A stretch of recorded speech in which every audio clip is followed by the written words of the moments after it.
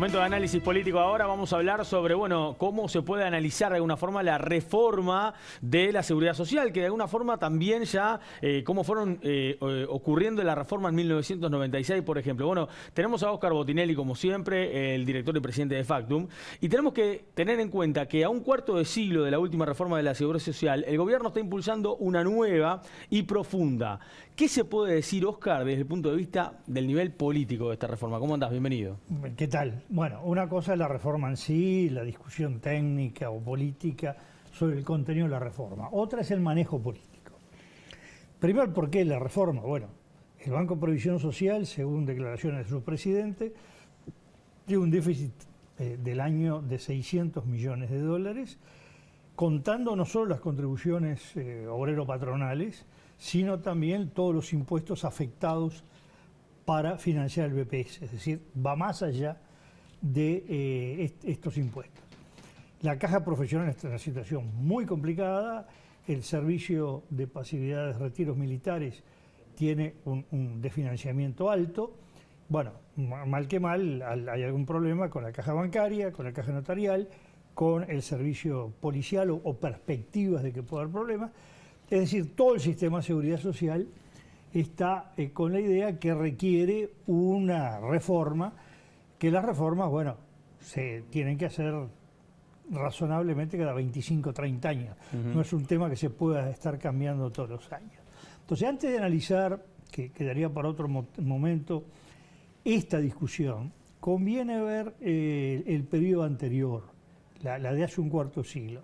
Recordemos que toda la reforma de seguridad social, bueno, afecta intereses, expectativas, amenaza beneficios, causa temor, y los beneficios que pueda traer son los que la gente en principio menos ve. Va a haber más el temor que el beneficio. Eso es una realidad en el mundo entero. Y para que sea duradera y aceptada requiere de amplios consensos, no quiere decir unanimidad, pero que sea discutida en los momentos adecuados. Y veamos entonces qué pasó en esta reforma que rige desde 1996. ¿Cómo fue ese proceso? Bueno, empecemos un poco antes. Elecciones de 1989 viene un plebiscito, lo que se llamó el primer plebiscito de los jubilados, que es el que puso en la Constitución este ajuste automático de las pasividades en base al índice medio de salarios cada vez que hay aumento de los funcionarios públicos. Bueno, eso fue un golpe, el resultado para los planes financieros que tenía el electo presidente Luis Alberto Lacalle Herrera.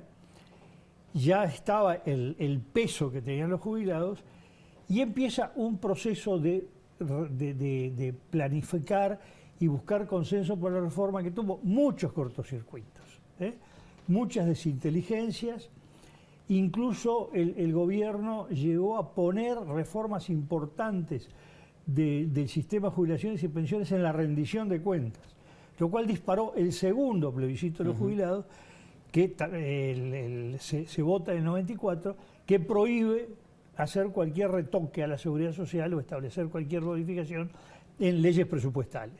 Los dos plebiscitos fueron arrolladores, el triunfo del sí en cualquiera de los dos. Entonces, en ese contexto, lo importante es que el gobierno de Lacalle, si bien no logra avanzar en la reforma de seguridad social y al contrario todavía dispara el segundo plebiscito, deja muy articulado unas bases de reforma del sistema de la seguridad social que no le da ni siquiera para poder aprobarlo durante su periodo. ¿Cómo siguió el tema Julio María Sanguinetti cuando asume justamente su segunda presidencia? Bueno, acá digamos lo siguiente, ya dijimos que venían bases que habían quedado de lo no realizado, no podido realizar por el gobierno anterior. Pero además es muy importante que se tuvo muy en cuenta todos los riesgos políticos de hacer una reforma de la seguridad social. Y las bases políticas y bases de comunicación en 1995 las podemos definir en 10 puntos. El primero, hacer la reforma el primer año de gobierno, cosa de tener muy lejos el panorama de las elecciones siguientes. Cuando llegaron las elecciones en 1999, la reforma si caminaba, sería un árbol del paisaje. Exacto. Segundo, basarse en un amplio consenso, no menos de los 2/3 del 70% del Parlamento. Recordemos que en ese gobierno el Frente Amplio tenía el 30% del Parlamento, no era el peso que tiene ahora. Por lo tanto, Partido Nacional más Partido Colorado más Nuevo Espacio superaban los 2/3, llegaban casi al 70% del Parlamento.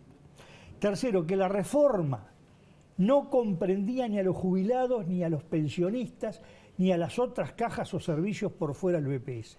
Sacar el fantasma de que los jubilados, con ese peso formidable del punto de vista electoral, iban a frenar electoralmente cualquier reforma. Entonces, no, ustedes están afuera. Esto es para los que no se han jubilado. Se agregó que tampoco la reforma iba a comprender a los que tuvieran causal jubilatoria en los 3 años siguientes. Claro. Todavía seguía alejando el horizonte de protesta o insatisfacción.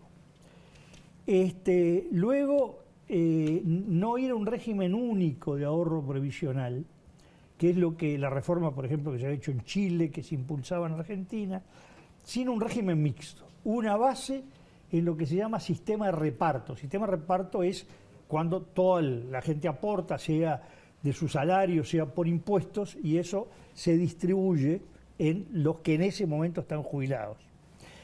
Y otro sistema es el del ahorro, es decir, lo que la gente ahorra. Bueno, ahí se busca que el régimen mixto sea un régimen en manos del Banco de Previsión Social de reparto. Recordemos que los otros sistemas están fuera de la reforma. Y a través de las administradoras de ahorro previsional, AFAP, administrador de fondos de ahorro previsional, a crearse el sistema de ahorro. Es decir, bueno, en lugar de un sistema de ahorro puro, ni el que venía, uno mixto. Claro. El sexto punto, salir de la discusión Estado-privatización, Estado-privado. ¿Por qué? Porque se discutía, claro, la SAFAP es para privatizar la seguridad social. Entonces, o queda el sistema de reparto, el BPS, estatal, o se va a la privatización con la SAFAP. Y ahí se impulsó, y fue una de las claves de la aceptación, o de bajar los decibeles de la polémica, que primero se creaba la FAP República, propiedad del Banco República, del Banco de Previsión Social y del Banco de Seguro del Estado, que además AFAP República debía entrar a funcionar varios meses antes que la AFAP privada. Entonces, séptimo punto, se dividió la discusión. Una era la discusión entre el sistema de reparto y ahorro. Otra distinta, no superpuesta, la de Estado-privado. Y no como venían unidas, lo cual permitió que ya el concepto de ahorro no era ahorro para ser administrado de forma privada, sino, bueno, podía haber una aceptación dentro de ese concepto bastante fuerte, estatista, de los uruguayos, bueno, ahorro y lo maneja el Estado. ¿Y cuánto de Estado y cuánto de privado quedó en manos de cada ahorrista, de cada contribuyente? Es decir, el contribuyente hasta hoy opta o por la FAP República, que es del Estado, o por las AFAP privadas, que en algún momento llegan a ser media docena. Es decir, cuánto de privado y cuánto de Estado lo decide cada contribuyente, los propios contribuyentes y futuros beneficiarios. Entonces, así se llegó a una reforma que tuvo poco rechazo a nivel de la opinión pública en su momento, al punto de que se intentaron juntar firmas para referéndum o plebiscito y no se alcanzaron las firmas. No es que fracasó la votación de un referéndum o plebiscito, no se alcanzaron las firmas. No se llegó a impulsar. Se impulsó y no se llegó a concretar que se pudiera realizar. Y lo último es que llegaron los 15 años del gobierno del Frente Amplio, el ala más ligada a la conducción del Banco de Previsión Social e incluso al movimiento sindical, impulsó reiteradamente la eliminación de la SAFAP. Pero ni el gobierno de Mujica, ni los dos gobiernos de Vázquez, el primero y el tercero, impulsaron la eliminación de la SAFAP. Es decir, las SAFAP fueron mantenidas por el Frente Amplio, lo que marcó que la reforma pudo transitar 25 años sin grandes sobresaltos. No quiere decir que la gente esté contenta que es insuficiente, por algo hay que entrar a una nueva reforma, que hay déficit, pero políticamente se hizo de tal manera el proceso en el año 95 que permitió su aprobación, permitió que no fuera vulnerable y que durara un cuarto siglo. En algún análisis, muchos años atrás, yo califiqué el juego político como una joyita de ajedrez, es decir, donde las piezas fueron todas muy bien movidas. ¿Esa es la principal conclusión que se puede sacar comparándolo con el proceso que se está llevando adelante ahora? Bueno, vamos a ver en otro análisis muy detallado el proceso, pero ya